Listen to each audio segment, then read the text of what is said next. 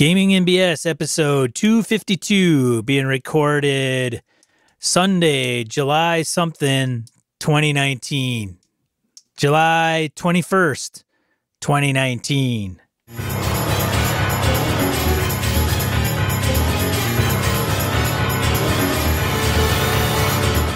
Welcome to Gaming NBS, the tabletop RPG podcast. I am the S. I am the B. How you doing, man? What's going on, Brett? Oh, not too much. We're here again. We're here again. It's like a thing we do every week. It's crazy. 252 weeks. Yeah, we've only taken a couple. We've had a couple weeks where we couldn't. 251. Yeah, Maybe. we've only had a couple weeks where we couldn't make it. But those were like near-death experiences and things of that nature. It's been pretty sketchy. One more year and it'll be longer than any job I've ever had. Yeah, that's right. That's true. Granted, longest I've ever been at one place is 6.5 years. Yeah. So, but I mean, I only really truly work 1 day a week at my jobs. So, one more year will be the I think slightly longer than my first marriage. Wow. So I will have been in a relationship with Sean Kelly longer than I was with my first wife. Whoa, hey-oh. Yeah.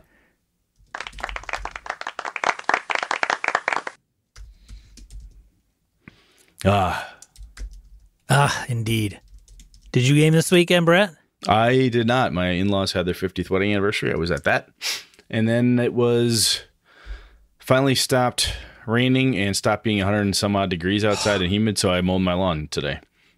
Must have been. Then went out back and shot bow and arrow with my boy. Did another Robin Hood today, so I crashed another arrow. I don't have a ooh sound. That's okay. It's expensive. Arrows are not cheap. I'm like, oh, look at that. I smoked one. That's perfect. It needs to be that accurate, but damn it. Anyway, did you game this weekend? I did.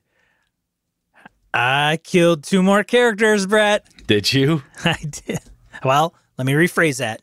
2 characters found their own death. Nice. Yeah, I didn't kill them. They killed themselves. Turn to stone when you become a turn to stone. Was it Medusa? It was not. Basilisk? Nope. Cockatrice? I can't say. There's guys going to be playing this. All right. So we'll say it's Medusa-less Cockatrice. There we go. That's what it was. Turn to stone. Nice. Good for them. Turn to stone.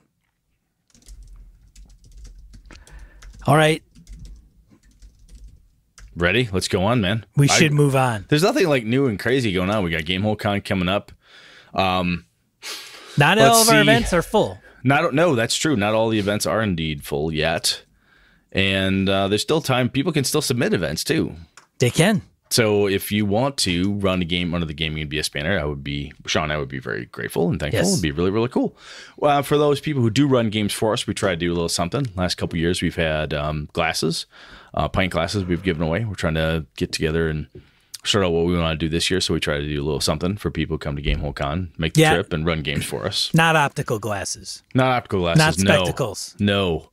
We are spectacles. We are. We make a spectacle. We do. We have done that. Welcome to the English language. Yes. Those that are not native English speakers. And we were asked very kindly not to give out spectacles because we're not doctors and all that. But anyway, that's about it, man. Nothing too crazy. I think is the VIG stuff done, or is that the VIG stuff is done? There was a few hiccups, I guess. Some people were obviously not very happy. The website tanked on a few and ticked off a few, and well, it happens. It happens, which is pretty hypocritical of us not tearing up a Gamehole Con for that. But I kind of reflect back and I think to myself, maybe I was too harsh on others. Yeah, I mean, I run a con. It's a small con, and stupid shit happens. And you think back, even Gary Con stuff. I mean, you're like, God damn it, guys. This is no good. This is no good. This is no good. Now you got a litany of things. And I can say the same thing about Gen Con. Last time I was at Gen Con. First time I went to Origins. It was kind of a clunky circa 1990s process to get badges. And my understanding is it's gotten much better since then. Yeah. But, there's a lot of people that go to these cons. I mean, now Gamehole Con's getting, thousands and thousands, and you're going to get a percentage of people that something doesn't work right, There's usually a single point of failure, I would imagine. Yeah. Damn it. Which is unfortunate. I think to me the key is, partly I think is because I don't care about VIG stuff. I gave mine up. So the person that actually is complaining about it should be thankful they have one, because they may not have been able to get one had I personally not given up my own. So it's thanks to you that they have stuff. That's nice. Well, that's how I roll, Brett. I know. You're selfless. That's good. It is true. I did give up a VIG badge. Yes, I know you did. Yeah. But I just do not go in for the VIG badge thingy. It just doesn't do anything for me. Yeah. Anyway, oh well. So it goes. Shall we move on? Yeah, we should go to a random encounter. Let's do that. This is where we bring in comments from everybody like you. You, BSer. What are you doing right now? Hey, what are you doing? Hey, you driving in your car? Are you reading a role-playing book, trying to listen to us at the same time?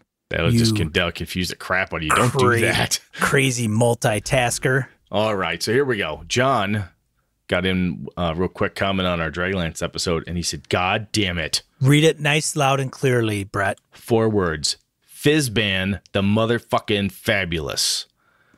What? No love for Paladin's earthly incarnation? Tisk, tisk. But he still says, love you guys. This last piece, these 4 words is what hurts me, cuts me deep. He says... You can't editorialize. He ends with, Sean is always right. I didn't write it, ladies and gentlemen. I don't know. John exists. I don't know. Wrote that. I don't know. Your turn. Brett preemptively interrupted that small phrase. All right. MRM 1138, as you will know them as MRM. Comments on game mastering, metagaming. I'm fairly new to game mastering, so I think that because of that, I fall a little more to AJ's way of thinking. Oh, okay. So if you are catching this and haven't listened to the episode he's referring to, Brett was talking about his son, AJ, talking about divulging the fact that something is an actual quest. Side quest. A side quest, and the players don't have to do that. And it was more metagaming, and we talked about that. He continues, there have been a few occasions where I've told the players, quote, out of game, there is nothing important about this. End quote. Because I don't want them to waste time messing around with things of no consequence. I've mainly run WotC's official releases, namely Lost Mine of Phandelver, Horde of the Dragon Queen, and Curse of Strahd. The writers really seem to like putting random nonsense in these adventures for color, I guess. Oh. Aside from that, I have no problem referring to story hooks as either main or side quests. While I get the characters in game wouldn't know that, I've never been big on simulation. Like you said, I'm concerned with making sure my players are having a good time, and I think knowing those things can contribute to that. That's a damn good point. Honestly, it is. And I mean, we've had a couple of people kick this type of information back, and yeah, there's, if you think back on it, there's probably plenty of times when I do a little GM to player metagaming as well. Even something as simple as, okay, let me sum up what's just happened. That's metagamey, right? But like I said at the time, there's something that just struck me as, incongruous with what AJ said. But folks like this, it makes sense. I'm getting it. I'm picking it up. I'm picking up what they are laying down. Yeah. And as a buddy of mine once told this kid, you picking up what I'm laying down? And her 9-year-old reply was, you put it down, you pick it up. Oh. Yeah. Sassy thing. Sassy 9-year-old. All right. Laramie, the brick wall. Grand Poobah and His Holiness. Hey, BSers, if memory serves, I believe I got the titles correct. You did. You're pretty good there. Good stuff. Thank you, Laramie. My apologies should my aged mind have faltered in your respective honorifics. That said, I just have a few comments on recent episodes. A little drink of water. Get going. This is a big one. Starting with metagame. I think some level of metagame is just part and parcel for RPGs. In my current home game, one of the players asked about how metagamey it was that he was sort of out expected days of healing up in town. Sorting out was how metagamey it was that he was sorting out expected days of healing up in town based on the average healing rate of the local healing drink. It's a mead that heals D4 minus 2, minimum 0. Yes, I said, I think it is metagamey, unless you can tell me how much 5 doses of penicillin will improve an infection, or how much a fever will go down after 650 milligrams of Tylenol. Sure, it's knowledge that characters don't have, but in my eyes, that's just part of the game. Hit points are an abstract and imaginary metric, so be it. I try to keep most conversations in character, but things like this come up and it's not worth worrying about, as I find that things like talking about wounds and actual numbers really just speeds up gameplay more than trying to find adjectives. Aside from that, I do lean on the side of more in-game talk, less meta talk. Some of my most memorable moments have come from side quests or things that players thought were important that I, as GM, had no plans for. I fear that if I labeled them as side quests, they wouldn't have been followed. As someone who hasn't really played or tracked video games for the last 20 years, I probably have no idea what most of the language that hasn't made it over to tabletop RPGs means anyway. Oh, and how to keep players in character and using their flaws? Rewards. Like many other systems, those are baked into Hackmaster, so it keeps it easy for me as GM as the players want the rewards. It's hard to penalize your buddies, but in the form of an optional award, they'll work towards it without needing reminding.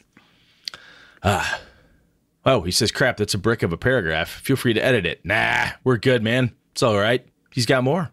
He continues, talking about starting large, massive pre-written campaigns. My group started Borrow Maze this year.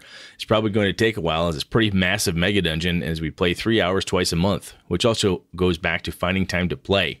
Myself and one of the players both have jobs with non-regular schedule, so we just find times that work for everyone.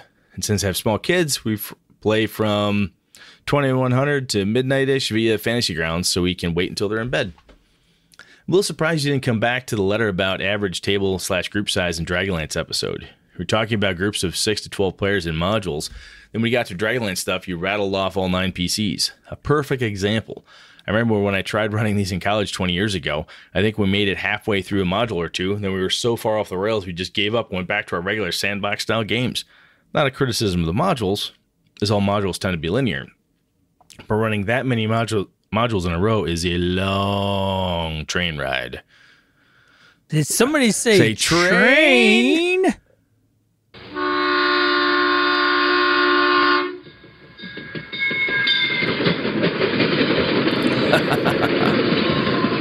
Anyway, he continues regarding the great Sergio Aragonés. I think I recall reading somewhere. And this comes up when we mentioned the fact that Mad Magazine went out. I think I recall reading somewhere that through a large number of issues of Mad, he had art in all of them from the beginning, save one that was apparently due to an error by the post office delivering his work. Might be true, might be legend, but so what? He is a legend. I'm counting it. Actually, Sergio Aragonés was often billed by I can't remember Stan Lee as the world's fastest cartoonist. Sergio is awesome. Anyway, I guess I'll be canceling my Patreon as you guys haven't given me the key to enlightenment. Maybe I'll just be happy and wait. Kidding. See you guys at Game Hall. According to last episode, you're going to be buying me a drink. Yours in nerdery, Laramie. Over to you, sir. Guess we're on the hook. Apparently. God Dang, these guys listen to us and not, all that stuff we say, they're holding us to it. Yeah, this being... What the hell? People actually paying attention is new to us, so... I guess. Over to you, sir. Judge of House Brandon emails us a topic suggestion. Hello, guys. I'm not sure if you've talked about it in the past, but I think the topic of character sheets would be a good subject to talk about. Character sheets, eh? Scribble, take notes. Yeah, keep going. Write that down. As a designer and longtime gamer, I'm very interested in the subject. When I started, we all used graph paper to make characters, but now there are so many options from business card-sized sheets for games like DCC to huge folios with spaces for everything you could think of. I tend toward the more minimalist approach usually, but I've seen some more complicated sheets that also appeal to me. The sheet for Mothership RPG that shows you how to make the character is pretty cool. Also, do you guys write the modifier or the stat larger when the boxes are different sizes? This may cause many debates in my groups. Cheers, Judge Brandon. So, Brett, do you write the stat or do you write the modifier larger? Oh, if I'm doing it by hand, it's the same. Yeah. If I grab like a D&D 5e character sheet, I put the stat in the smaller bubble of the standard character sheet and the modifier in the larger one. Oh. Because that's the one that matters. That's true, but I just didn't think you'd buck the tradition. You know me. I'm weird. Fair. That's fair. But anyway, Mr. Brandon, sir, that's in the schedule. So character sheets logged. That's coming. All right, who we got next here? Mr. Edwin of House Nagy. I'm going to assume that Edwin will chastise us. Let's see what we get. Oh, he's gonna. Yeah, go ahead. I can't believe I never noticed that plot and rules were spelled differently and are in fact different words. I'm so glad I listened to you guys. Yes, we're being chastised. Here it comes. So my most memorable. Some of my most memorable games have been ones with low prep, but I think what I really mean is low resource. For me, there's not much difference between prepping and finding resources and using them quickly, pulling out an old adventure, opening up a starter set, etc. The games that stand out are the ones where we had dice and maybe a rule book and somebody said, let's play. We've made up rules, simplified Call of Cthulhu, BX style, simple, etc. When I've run those games, I've almost always started with the characters. As the players made them, I'd ask leading questions and eventually cobble together enough plot for a few hours. We had one in search of a cannibal cookbook, another where a PC found a ring that had a trapped soul in it, and one where I was a player that was sort of a Stranger Things vibe, played with this Call of Cthulhu-ish rules. All improv from the characters. I did a couple sessions that played with, I did a couple sessions that way with No Thank You Evil for kids. I remember one of the kids was struggling to come up with a name for his character, so the short adventure became a search for the evil wizard that took his name. That gave him an hour to think of a name. It's a super fun challenge and definitely tiring. Seriously, thanks for all the good thinking you sent out over the internet, Edwin. Thanks, Edwin. Thanks, Edwin. I'll tell you right there, I'm stealing that idea. The wizard that took his name. That's fucking brilliant. Next time I can't come up with a character name in a D&D game, we'll look at the game master and say, I don't have a name. A wizard stole it. I'm using that. Whoa. That will be used.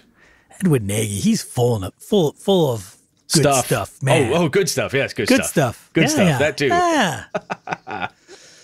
Harrigan writes in about Not Prepared. Just listen to Not Prepared. Amusing and insightful as usual. Running the system you know well or sticking with a game people can learn quickly is a great idea. I strongly recommend Tiny Dungeon 2E or second edition for that kind of quick pickup play, especially if you can borrow a few tricks from Fate and Dungeon World. Take Brett's Tavern Siege idea.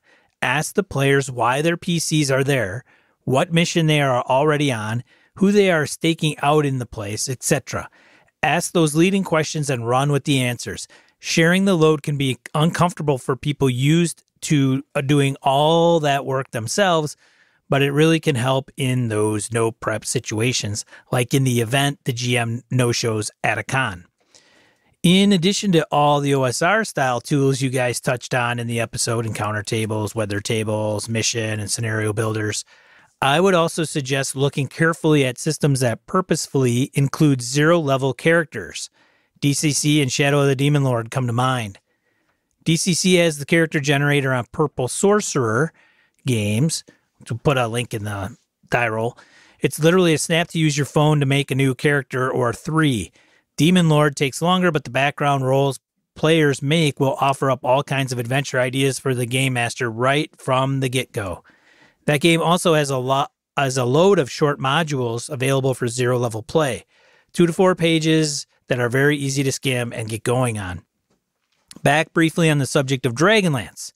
And the guy who quit DMing after one session because I read that damn novel, I'll tell you the story next time of why the other player in that 1980s daily high school game also ran once, then quit. Spoiler, it was also my fault. Sigh. Keep on keeping on, Harrigan. Harrigan, the one-man game master wrecking crew. Harrigan is the anti-DM. Apparently. I'm interested to hear that story. Yeah. That's interesting. Yeah, you have to write it if you don't want us to read it. Make sure if any of you that write in and don't want us to say something, like preface that right in the beginning of the email. Don't read the following, and then we won't on the air. Like, don't read the following on the air. I just wanted to drop you guys a note. Yeah, definitely.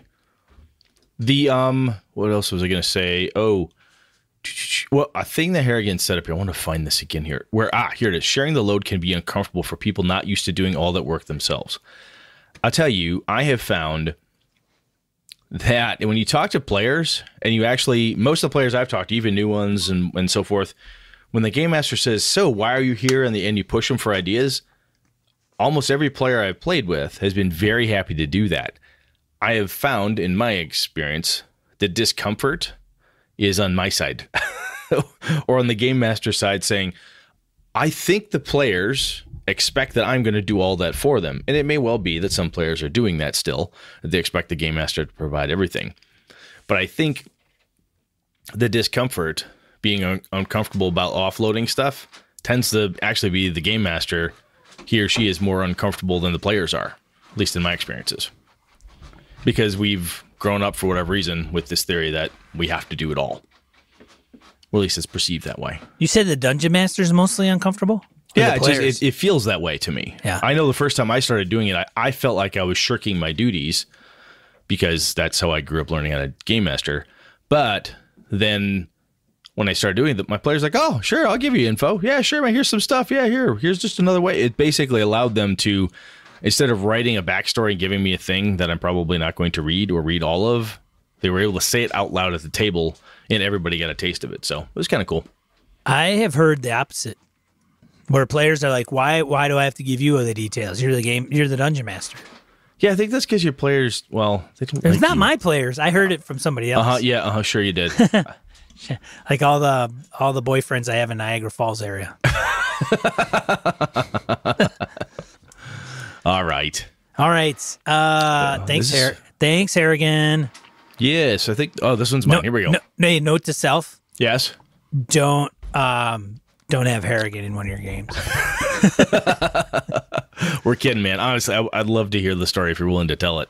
So anyway, let's see. Mr. Davey of House White says, Dear Brett and Sean, thanks for a wonderful podcast. I've been listening to you guys for a while and have to say listening to you is an amazing way to pass my commuting time. We are very good at helping you waste time. Making longer things seem less tedious, we try. Or induce road rage. Or inducing road rage, that too. You drive more aggressively and therefore you get to work faster. Hey, it's a win-win. Anyway, he continues. I've only started listening to podcasts recently and working my way through a substantial library. I know you insist on listening to the episodes in order, and I have for the most part.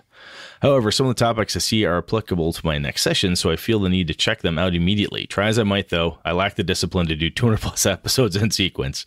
To remedy this, I have started using the FFG Star Wars dice to randomly determine which episode to listen to next. That's funny. I like that. That's a joke. That is a very good joke. Because there's no numbers on the FFG Star Wars yes. dice. Yeah. That's very good. Very, very well done. That's very nice. Yeah, bravo. That's He continues. I read that. I'm like, wait a second. Anyway, he continues. I just listened to episode 120. At the start of the show, I thought Sean's New Zealand accent was bang on. Well, the grief. Then I realized I was listening to a voicemail by the Goblin's henchman, who is clearly not North American. Or Sean. Fingers crossed you get there. Episode 59, you talked fear in RPGs and whether a mechanic helps amp up the tension. I feel that mechanics certainly help. A couple of years ago, my friends and I played Warhammer Fantasy Role-Playing 3rd Edition. My friend played an art fixer and the other Kissavite barber. The combination of the dark, dangerous, and weird knights in Bogenhofen, the non-combative nature of the characters, and the stress, fatigue, and sanity mechanics all played a hand in creating tense sessions for the players and the player characters. As a GM, having another resource outside of wounds and having to use violence to remove those to play was a real boon. Stress and fatigue, which have been rolled into strain in Star Wars and Genesis, gave me opportunities to use moments that put the players in situations where one of them might have to start to suffer penalties to rolls or finally just outright collapse. My friends are great role players and get into the skins of their guys, but having these stress points starting to build up gave something to watch and fret over. For example, me, you're down the sewers and the thing back there is still behind you, closer even. Agent, okay, I'm going to try to figure out the best way to lose this thing. I'm going to look around for a place to disappear into. I burn extra stress to get the extra die. You sure about that? You're close to being stressed out. You picked up 2 when you were examining that bloated body back there. I got this. Rolls gets a success, but additional stress on the roll. Plus the 1 burn has to draw random temporary insanity. Manfred doesn't look so good, Dishko. You're gonna have to be able to hand me that thing. Are you gonna be able to handle that? Gonna be able to do that? All right. The characters are at full wounds, but this other thing they're tracking is messing with them and forcing them to make choices with their precious characters. It became the real currency of the game. Manfred's player has a run of bad luck, and it became a part of the way Dishko would look at him before they went into various encounters. How stable was Manny before they hit the streets? Disco, on the other hand, became unflappable, and a few times he did pick up some stress, it became a meaningful story moment. Anyway, my 2 cents. Thanks for the die roll section. Links you post there. Some of the aids have been great, and I purchased other highlighted items in those sections. You do the community good. Cheers, Davey White. Thanks, Davey. That's very nice of you. Yeah, thanks, Davey. Thanks for writing in. And that's a really good example, too, that you wrote about, with stress and fatigue and stuff, using those narrative components slapped in with a little mechanics like that, which is exactly what the mechanics are there to do for you, is really good stuff. It causes that freak out moment as you watch numbers and things slip and slide out from underneath your precious character sheet. It's very cool. Yeah. Over to you, sir. Jared of House Rasher comments on Never Prepared. I once ran a DC Adventures game that I had done 0 prep for by allowing the players to all pick a DC hero from the core rulebook to play. I set it on an alternate Earth where the Justice League hadn't formed yet, and they were brought together by an invasion by Brainiac, which worked pretty well. The actual rules of mutants and masterminds are pretty easy to adjudicate. It's just building characters from scratch that takes a while. If I had playbooks printed out, I would have a fairly easy time running Monsters of the Week, or Monster of the Week, or Worldwide Wrestling, both PBTA games powered by the Apocalypse, without much in the way of prep. I've run both Rocker Boys and Vending Machines and Love and Justice, which are both 0 prep 2 or 3 page games made by people we all know and love. I picked up the It's Not My Fault cards for Fate, which lets you draw a few cards to quickly generate a character, then have cards for what just happened and how the situation is about to get worse, and you start the game with everyone explaining how the starting situation isn't their fault. I've run that several times, and it's a lot of fun. I really like Dusk City Outlaws as a no-prep game.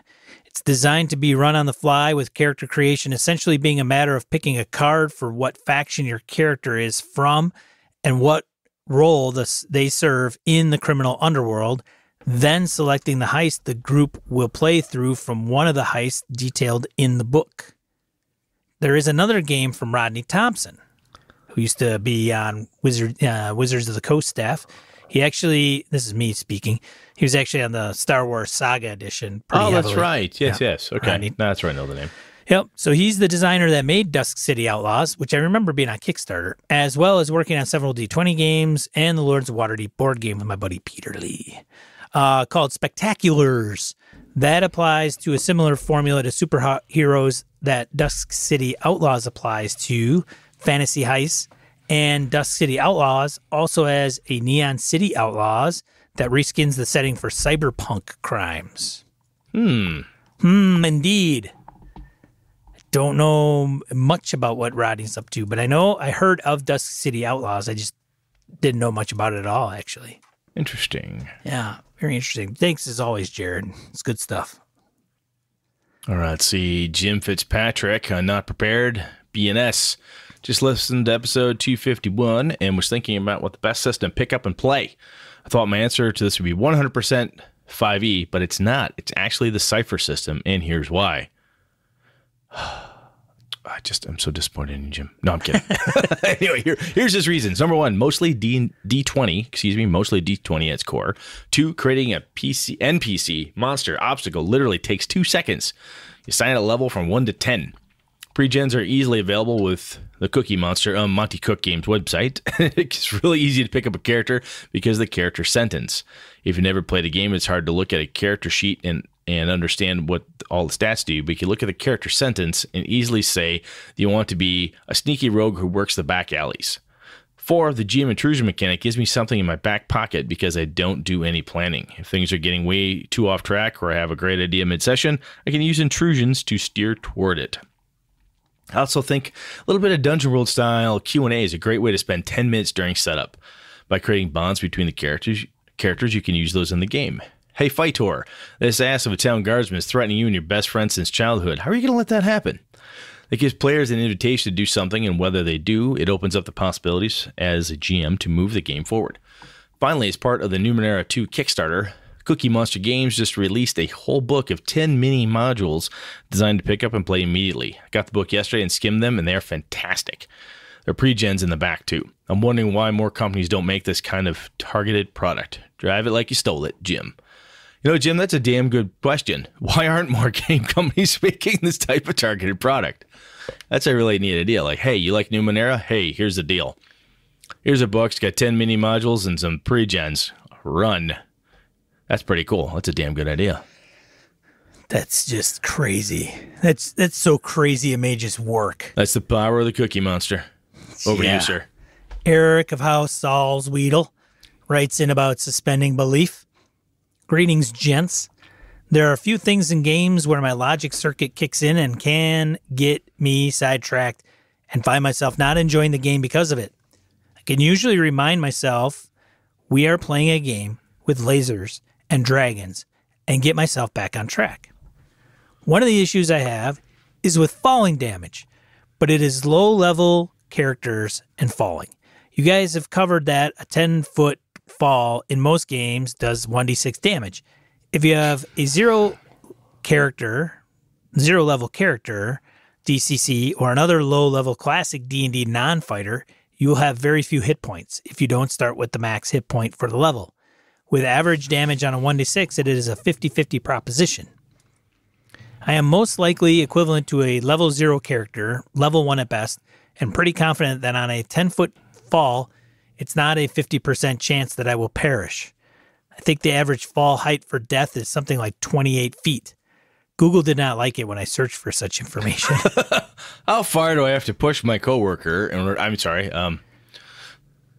I would like to see games work more of the injury aspect into it for falls like this.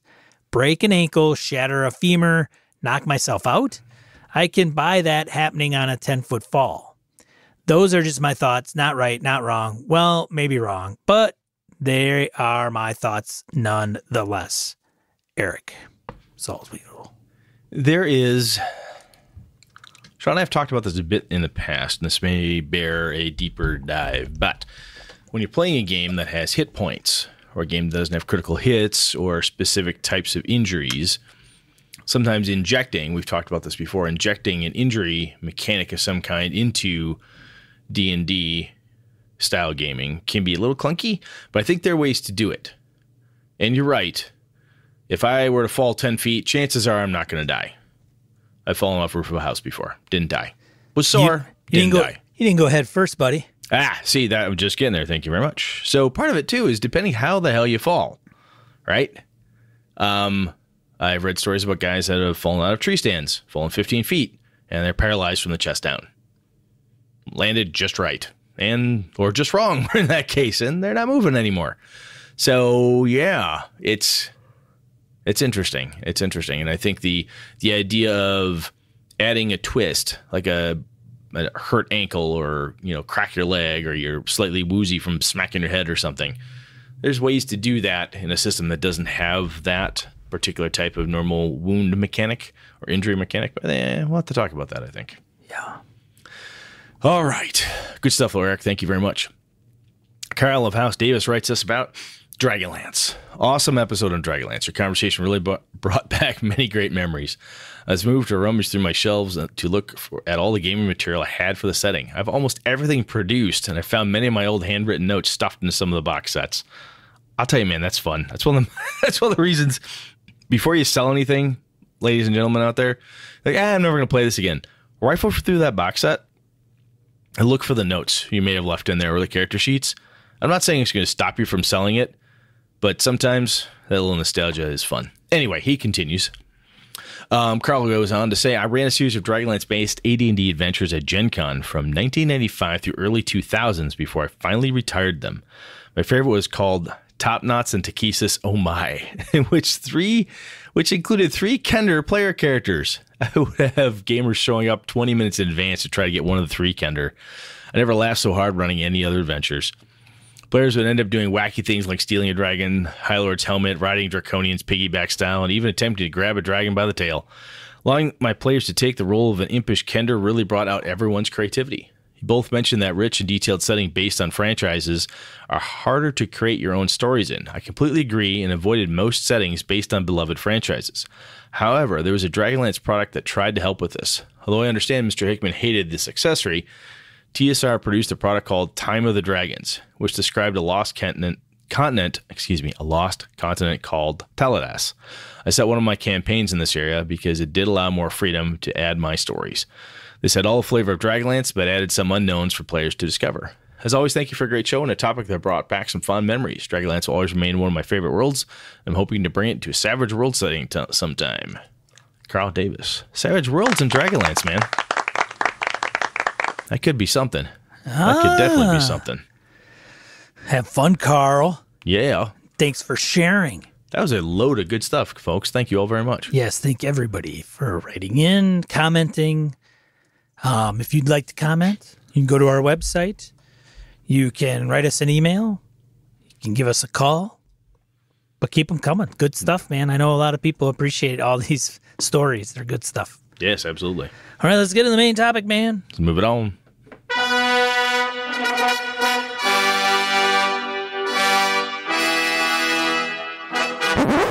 All right. You ready? I'm ready, man. All right. Vehicles, mounts, and combat. Vroom, vroom. Or, neigh, whinny, and such. Yeah. Clockety, clockety. Yeah. So we've talked a little bit about mounts and, NPC gear or living gear ages back, for those of you going through the old back catalog who have suffered with us all these long years. So, Sean, before we get into this much, how big a role, let's say in your fantasy game, your D&D game, on average, are mounts like wagons, horses, wagons aren't mounts, but like a vehicle.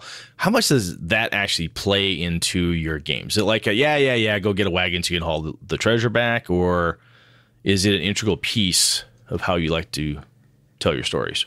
I think there's my experience is where it starts out as being something that may be relatively important, and then later on isn't. So I have a Tomb of Annihilation game. All good intentions eventually fall apart. Tomb of Annihilation game. They get to the port of Nairatsu. Hey, you got to find a guide. Great. You probably want to find, a beast of burden. So they get one. And then I think in the second session or third session into the jungle, their stuff disappears. And ever since, there hasn't been any real repercussions of, well, was that on, them? Was that piece of, was that item that you had on the beast? Oh, so we've got all this adventuring gear, but you never later said, well, your tent was on the horse, so obviously you're sleeping out in the bug-infested swamp. Right, we just kind of went, the beast is gone. They're like, so what? We got what we need. Okay. It's all good. I didn't play into the minutia that I could have. How about in your more modern settings where it's cars, vehicles, airplanes, in a modern type setting? Well, that'll get to the Call of Cthulhu game as they go into the jungle on their expedition. I'm not going to go too much in the nuances about that either. Like, do you have it in your suitcase or not? I did tell them to go and, go shopping and buy whatever gear they think is needed. But you're not making them buy like motorcycles and trucks and half tracks and stuff? Oh, they're going to have transportation arranged on this particular part of their journey. So this kind of helps me lead into it. Thank you very much. So one of the interesting things is, how do you deal with routine maintenance on that type of stuff in your game? Are you kidding me? Do you deal, or all your horses are nothing more than herbivorous bicycles?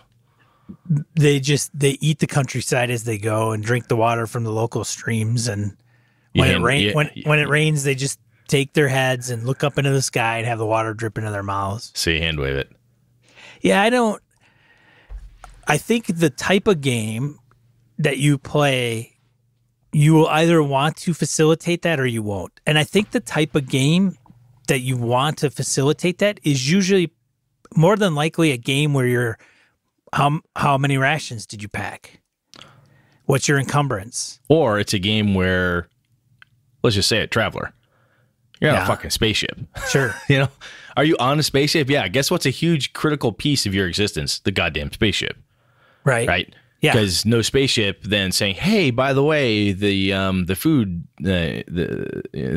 machine's busted.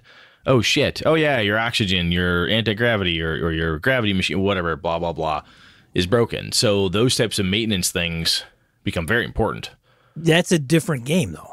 Oh, absolutely. Yeah. Absolutely. And I think that's kind of, well, at least it felt like that's where you're going. You're saying if you're going to true. make it important, the type of game that makes routine maintenance of mounts and vehicles, you've got the game itself is either geared towards it or you need to stick to your guns and make it so. Yes. Yes. Yes. Mm-hmm. Do you like dealing with that crap in your games? I shouldn't say crap. That's a leading question. You like dealing with that shit? Really? I think what you brought up with the Starship example is a game that would interest me, because I think if you make it at a centerpiece of Traveler or Serenity, Firefly, that is a core part of how it may build a story. Yeah, it's like Waterborne Adventures too, like Sea King's Malice type of thing. Sure. I mean, if you're out there on the waves, either being a pirate or a ninja or a pirate ninja dinosaur, as Alex Cameron would have you be, right? You'd have to care about that ship, right? Yeah, if it's the focal point of like, hey, I'm going out on a journey and I'm going on my ship, and then your ship has a hole in it. So I tell you, one of my favorite things to do is, I'll tell a story about my buddy Lenny in my vampire game, Ages Back. His character's wealthy as hell. He has this Porsche. He's got to get from one end of the city to the other. In the meantime, Vlad Dracula, they're trying to set this thing up. Dracula's in town, and they're kind of sort of working with him, for him, kind of at odds. It's a very tenuous weirdness. And Lenny's character has to get from one end of town to the other. He goes to the one end of town. I described this piece of town he's going to. It's skeevy. It's not a good place. It's, bad neighborhood. He's like, that's fine. I'm going to be in and out. I'm a badass motherfucking creature of the night. I got this. Pulls the car up, runs out, comes back. I make sure that the thing he has to do, it took a little bit longer than he expected. He comes back, and the car's up on blocks. No doors. No hood for the motor. Tires are gone. Windshield's gone. He's like, what? Really?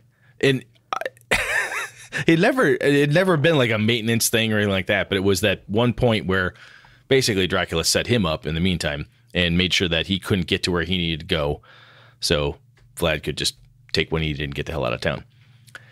And the guy still, Lenny especially, still tells that story about how, like, holy shit, I never thought that having this car would ever be a hindrance, because they had this fast vehicle that could get from point A to point B really quick. And all this stuff, and then lo and behold, he pops out of wherever he was, and there the car's up on blocks. Son of a bitch, It's not like he was stranded. Like if you're on a moon, the forest moon of Endor, you crash into it, and suddenly your spaceship can't leave. You're stuck on this fucking planet. This was in a town, in a city. He could walk around. He could get a cab or do what he needed to, but it became a focal piece of that evening when he was stranded without a ride.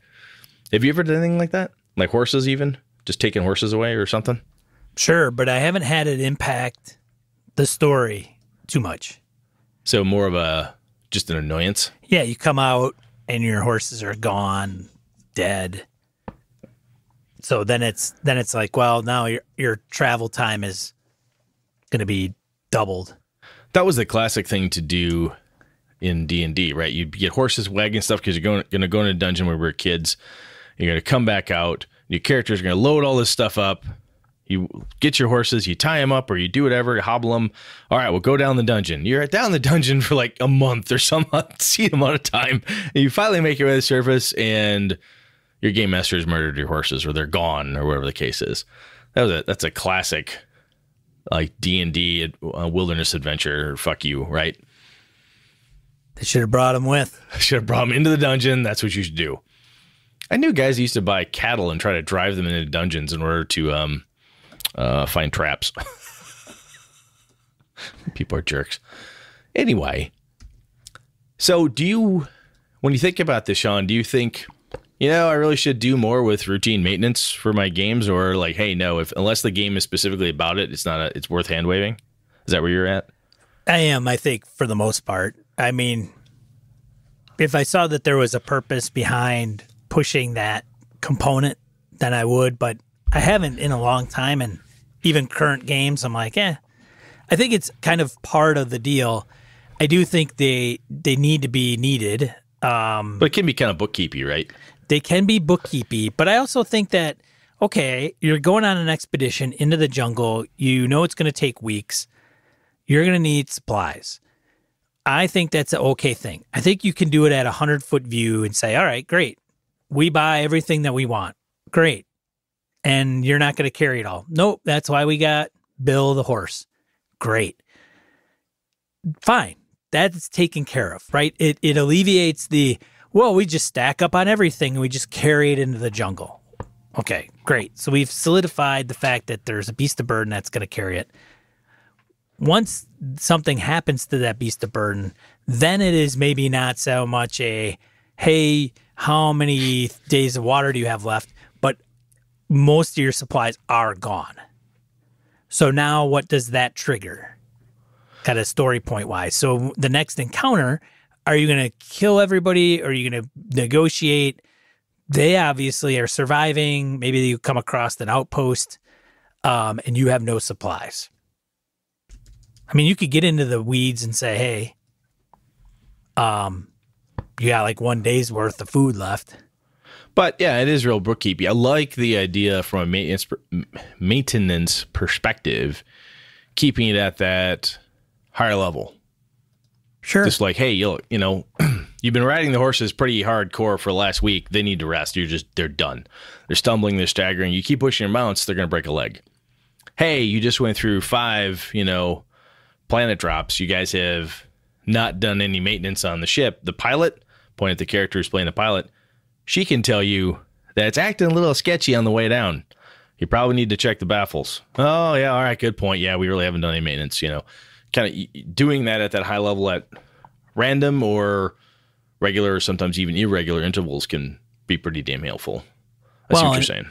And it's, okay, you're being chased and your horses are getting tired. Mm-hmm. We push them. Well, okay, one keel's over. Maybe you get a half day further along, but eventually you're going to have to face the piper. Yeah, I think with vehicle stuff, especially spaceships and so forth, I have found more mechanics in the game. Like I'll use Traveler, tends to have. Probably Star Wars does too. I'm thinking, I can't remember last time you and I played if there was a lot of this in there, but the aluminum Falcon always had problems with the Typer drive. Exactly. No, what I'm saying is mechanically speaking in the game system, the game system has stuff in it to simulate the care and maintenance of vehicles. I don't always see that, and maybe it's somewhere buried in the D&D rules. I'm just not recalling it for mounts, griffins and so forth. You could see, if you have a griffin as a mount, it requires, 5 goats a week or something to feed or whatever the fuck griffins eat horses or whatever. And hippogriffs need to eat this and flying whatever need to eat this other stuff. But it's always... Mounts just seem to be kind of an afterthought for care and feeding. I tend to find, at least the mechanics that stick out in my mind are the ones around vehicles, especially space vehicles, because it's so goddamn critical that the tin can you're floating around in space in, the only thing keeping you alive, needs to be maintained. As part of the realism or the simulation of that environment. Is that what you find as well? Yeah, and those specific games, I would say yes. And then they do have things go bad. Yeah.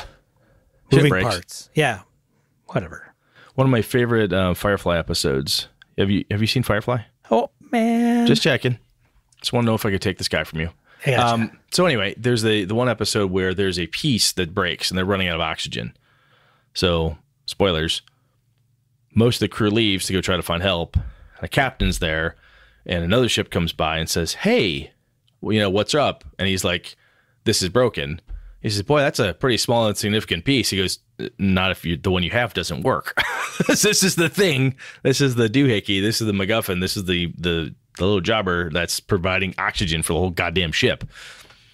The whole episode was around that. Now, got a lot of flashbacks and other things to help fill in bits and pieces, but that's a pretty tense episode. Yeah. And I think, again, when you're in space, well, one, we've learned no one can hear you scream. And two, there's not a hardware store anywhere nearby, depending where you're at. So it can be pretty sketchy, which is, I would assume, very much how early explorers, excuse me, or even modern day explorers feel when you're packed up and you're going somewhere on a dog sled or boat or anything like that into unknown. Like your folks going into the jungles of Chult, into the Tomb of Annihilation. They don't know if those horses are coming back. Right? They don't know if they're going to come back. Dinosaurs. Those are hell on horses, I've heard. They use dinosaurs. They use dinosaurs as mounts? Yeah, you don't take horses into the jungle. Oh, Not in the jungle of Chult. Jeez, Brett, come on. Sorry, not up on my Chult riding. Jeez, man. So, all right. So talking about maintenance and whatever, blah, blah, blah. Let's talk about combat on mounts and vehicles. When's the last time you had a good joust, Sean? Did you ever have your knight hop onto the charger, drop the lance, and charge the dragon? When's the last time that happened, man? Joust is so 900 BC. Yeah, miniguns on that horse now. I don't even know. I can't remember the last time we had a joust. Well, I'm saying, do you do mounted combat? Let's take vehicles, spaceships, and stuff out of it. But like thinking about Dragonlance, when's the last time you had, an air battle in D&D with people on mounts or on the ground smashing into stuff? Do you run into that much? No. Me neither. I mean, modern maybe chases, but nothing in the fantasy space. I wonder if I'm missing something there, man. Maybe we're doing it wrong. Well, I'll tell you, especially like in the last times that I have had mounted combat fights, usually the players, the first thing they do is the PCs dismount in my games. Yeah. And then if there's goblins riding on big wargs or something, they fight those. Or the bad guys can be mounted.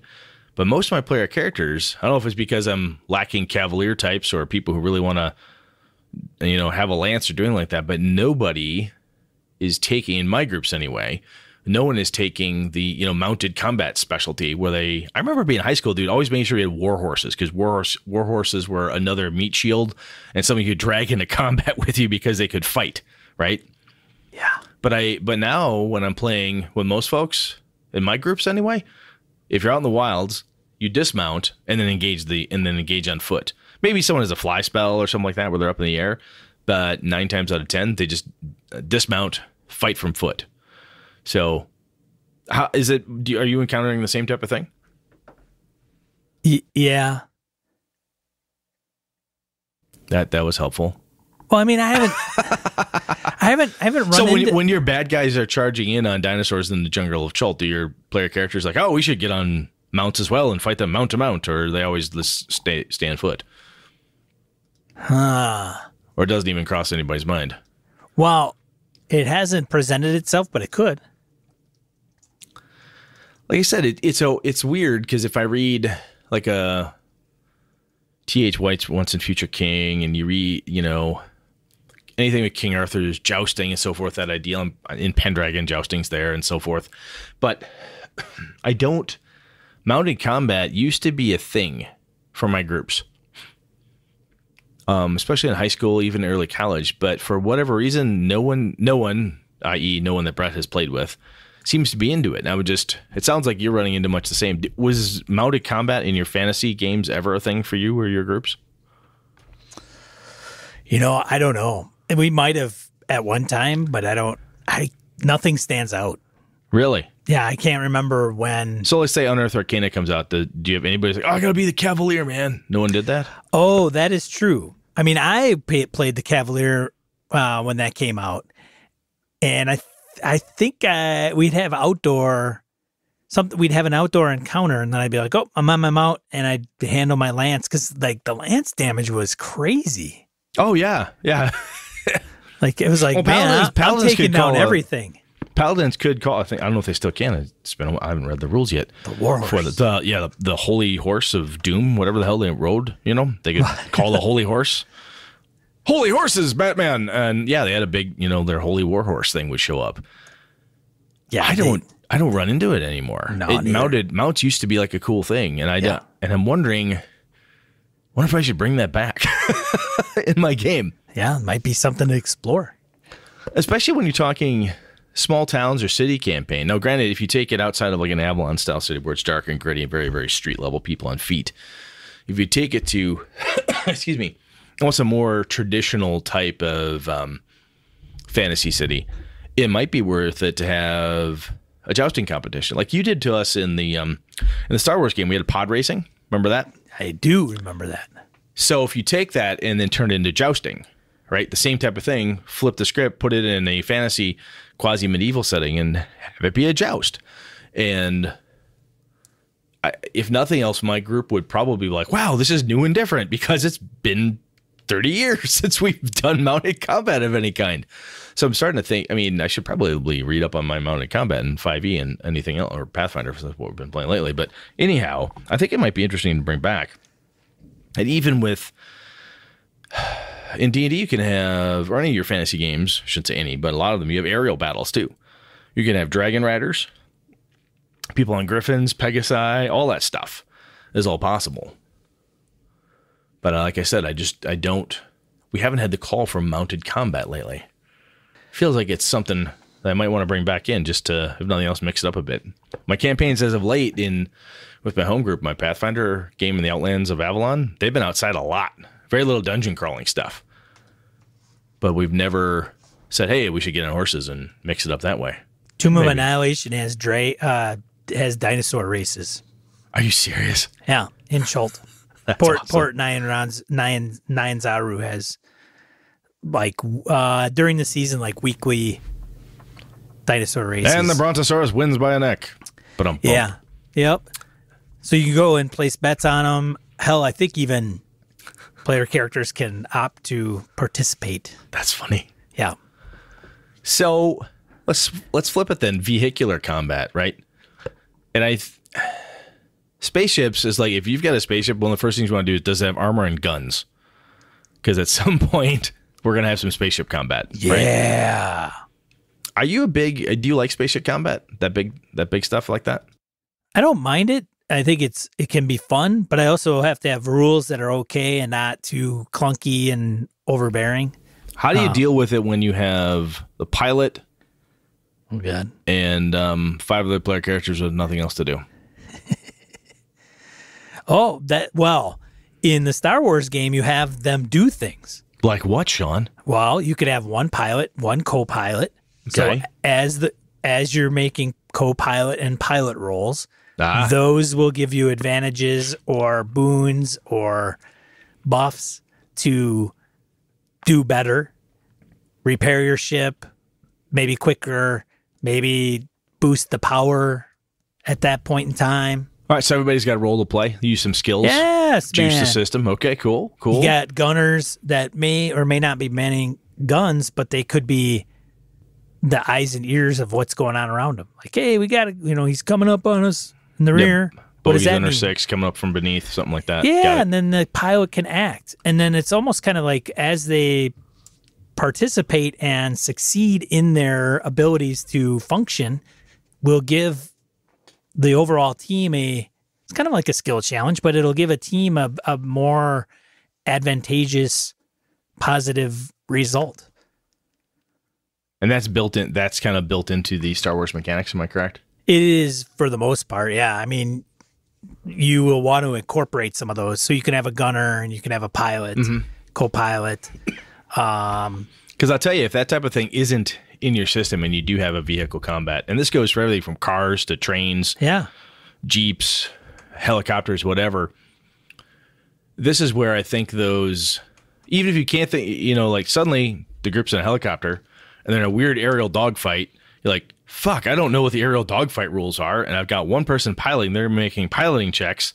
Someone's on the gun. The other two characters do, because you don't want everybody bored, right?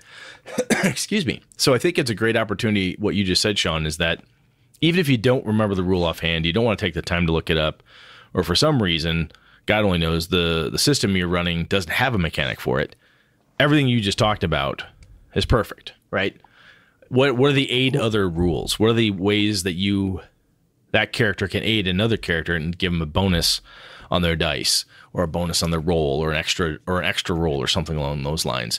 I think those types of mechanics, even if you don't know anything else, that's the perfect opportunity to make those vehicular combats all inclusive and much more interesting for the group as a whole. Does that make sense? Yeah, even the ones that aren't directly, they have the skills that directly apply to the situation. So there's no-brainers. Pilot's going to pilot. Co-pilot's going to navigate. The gunner's going to shoot. Mm-hmm. But if you've got somebody that's just in the back, hey, if you've got cargo, any minute that cargo could get loose. Like it's being jostled around, maybe something goes. So that person can, maybe they're not a load master, like maybe there's no load master skill. They could still say, I'm going to go check and make sure everything's secure so that if anything hits the fan or anything comes loose, I can tighten it down. Well, anytime your ship gets hit, right? If you're on a train or a helicopter, you get hit, where's the damage? The pilot's busy, the gunner's busy. If you could look out and say, we're losing oil. Yeah. Right. They could see pressure. They could see pressure dropping and things are happening. But if you're like, okay, yeah, that it's coming from over here, that can be drastically helpful too. Man, Star Trek, dude, if you're in Star Trek world, there's like 5 or 6 people involved with making sure that ship operates properly. Scotty, what's going on? Oh, Captain, she's all beat to hell. Yeah. Sensor reading, give me a communications. Yes. Open up a communications. And I think that I have found in the past that if you don't do it often, when you get to vehicular combat, the person driving and the person shooting, everyone else is like, well, there's nothing for me to do. Because it's not common or regular for them to do that.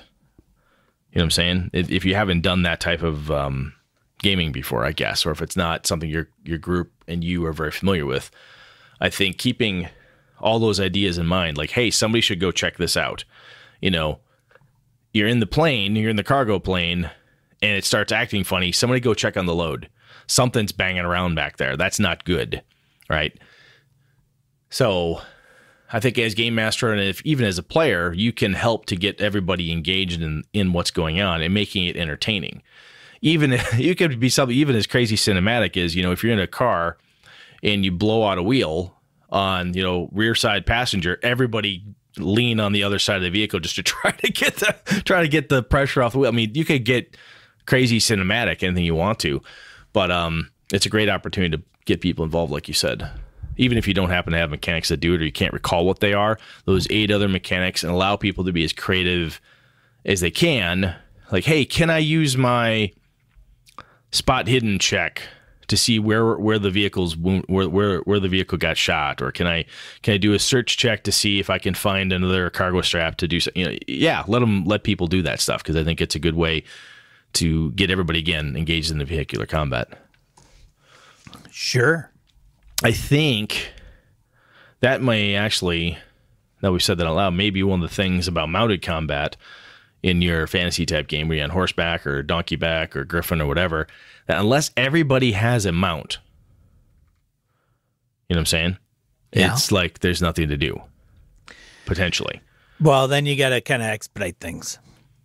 Like how? How would you do that? Make a couple rolls, sum up the end, narrate it out. Okay. Don't get into the nuances. Don't go turn by turn. Say, hey, make it maybe even a skill challenge where you're doing like, all right, we're going to do 4 checks. Well, let's say, so you're on your Pegasus. No one else in the group happens to have one. You fly up there and you're fighting the Griffin in the air. Yeah. And the rest of the group's going, oh, neat. He's fighting Griffin. We're just down here. Yeah, you go up there, give me some rolls, Griffin Rider. Okay, great. Awesome. Let me roll. Okay, great.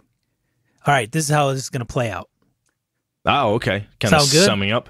Yeah, man. You don't have to take this turn by turn 30 round combat just because there's one person involved, or maybe you want to. And hey, everybody, it's lunchtime for everybody else. The other thing to do though is while you're doing those die rolls is that if the one thing that can happen in that example, your knight's on the Pegasus goes up there, engages the Griffin. A successful combat roll from you doesn't necessarily deal damage. You could let the player choose. You can either deal your D8 points of damage, or you force the Griffin low enough that the rest of the player characters get a shot at it. Ah, okay. So I could either do my D8 or whatever damage, or the other 5 people can wail on this thing. Maybe they get, and then they got to look at the other player characters. You'd be like, yeah, bring it over here, bring it over here. You know, they're drooling at the table, right? So driving it around. So that's a way to get that type of thing engaged, even on ground, right? If your knight is harrying the, dire T-Rex or whatever he or she happens to be going after it on horse, charger, lance, stabby, doing it, they're keeping it occupied, they're keeping it pinned, so the rest of the characters have an opportunity to engage closer. Right. Yeah. Yeah.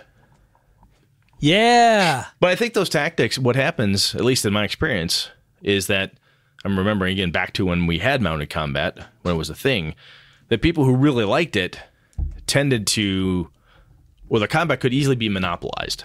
And I like your idea, what you just threw out there is like extrapolating the die rolls, mixing in there some, Game Master metagaming, to harken back to that. And what our listeners just hit us with too is like, hey, while he's got them busy, you, other player characters, you can get over here, you can make moves, you can get in closer. Especially if you're doing theater of the mind and people can't see the figure on the table to move their figures up to it, you can describe the scene saying, look, the dire T-Rex is totally distracted by the 2 knights on horseback. Your ranger and your thief and your wizard could get around behind it and lay into it if you want to, and helping to lay that scene so they understand there's chaos with the mounted combat going on and the craziness there, be it in the sky or on the ground. Hey, the rest of you have an opportunity to engage. Do you want to do that? Yes or no? That makes sense? Yes. Cool. Yeah, I don't know, man. We've talked about mounted combat and vehicular combat. I think vehicle combat gets more, there's Car Wars, right? There are entire systems built around that. But the mounted combat piece, I just don't, like I said, it used to be a thing for my groups, but I don't hear people talking about it. And I don't see it being a big thing outside of war games, like a Warhammer Fantasy or something like that. Got to make it a thing, Brett. I think you do. No, yeah, you're dead right, man. I think it's about time I pull out some stops for my next big brawl in my Pathfinder game and have some people do some mounted combat. I think that could be cool. Yeah. Cool, man. Anything else? No. I think we're good. Right. So, folks, if you have a mounted or vehicular combat system that you really, really like, or you've one that really sucks, or things you've done yourself to try to help people, like I said, kind of get the whole group engaged, because you don't want to just sit there while 1 or 2 people out of 4 or 5 gamers are having all the fun while you're just twiddling your thumbs waiting for an actual, slobber knocker of your own to get engaged in. And if you have different mechanical systems or games themselves that you really like the way they deal with the maintenance and care and feeding of mounts and vehicles and stuff, let us know. It'd be cool to hear about that. Yeah. Sweet, man. Let's move it on. All right. Die roll. All right. So let's talk about the first one. Christopher Gray. He's doing a break Kickstarter. Like, I think it's a campaign to get people to think outside of the normal Kickstarter they would do. So he's writing a novel called Goddamn Fucking Dragons. It's a novel about terrible heroes. Fantasy and RPG novel about the murderer hobos we call heroes. Yes. So check that out. We've always liked Christopher and what he's done for work. So that's awesome. Check that out. Wraps up August 19th, 2019. And then TV series, if you've lived under a rock, and I believe this was dropped at the San Diego Comic-Con, but Picard, the official trailer has come out. No spoilers, but Jonathan Frakes.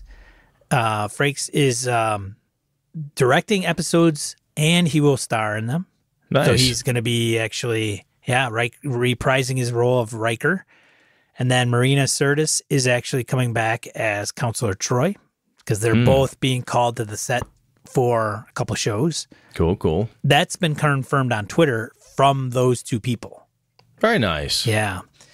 And I won't spoil the trailer, but there's other goodies in there too. The Deanna Jones Award 2019 shortlist has been announced. So if you're interested in the Deanna Jones Award, it's by industry kind of consensus, people that work in the industry that are chosen to be part of this selection committee. It's got some interesting ones that are out there. One of them is the... I'm looking at it right now. One of them is The Mind. Yes. I've expressed my opinions about that game. As have I. I will be talking to Matt Forbeck about this. As I said, that's, Christopher Steele, if you're frickin' listening to this. that game will end in a gunshot, I swear. Damn you, Chris Steele. All right. And then Purple Sorcerer Games, somebody mentioned it above, I think it was Jared. So we've mentioned Purple Sorcerer Games. They've actually given out modules for the show in the past. And so John Marr that runs that, show him some love. Go there if you need some DCC characters generated and a plethora of other resources. Oh, and that's a good place to get like Carnival of the Damned by our good friend Dave Beatty too. That's right, because Purple Sorcerer Games published it. Yeah. It's all good stuff. Purple Sorcerer is very good people all around. Yep. Yeah. So next week, Brett, what are we talking about? We're talking about tabletop terrain. What? Yeah, one of our listeners talked about. We've talked a little bit about, minis and all that stuff, but we're going to talk about terrain. Rocks, mountains, trees, all that stuff. Excellent. It'll be fun, I hope. Oh, all right. Well, excellent. This has been another episode of Gaming and BS. I'm Sean. And I'm Brett. Good night and good game and all. This episode of Gaming and BS brought to you with the help from the following BSers: Graham Meinert, Corey Wynn, Hawk Sparrow, Larry Hout, Mark Tasaka, Pure Mongrel, Chris Steele, Ron Bishop, Thomas Hook, Wayne Humfleet, Craig, Brandon Barnes, Laramie Wall, Dan LaValle, Jason Hobbs Sky, Roger Braslett, John Hammersley, Old School DM, Perry Basor, Michael Dinos, Jim Fitzpatrick, Christopher Gray, Bruce Cunnington, John Kayward, Corey Gonzalez, Eileen Barnes, Robert Nemeth, Niall Diamond, Angus, Howard Bishop, Stefan Dragonspawn, Mark Anthony Benedetti, Eric Salzweedle, Trevor Davis, The Closet Gamer, Appendix N Book Club, Aaron Coleman, Ray Otis, C.W. Mellencamp, Craig Huber, Rich Wishon, Old Scuza, Role-Playing, Jared Rasher, Chad Gleeman, Finolf, Mirko Froelich, Lord Tentacle, Joe Swick, Curtis Takahashi, Josh Wallace, Kevin Lovecraft, Andy Olson, Tony Sugarloaf Baker, and Jeff Seifert. For ways to support the show, head over to gamingandbs.com/support-us. Thanks, BSers! This has been a Litterbox Studio production.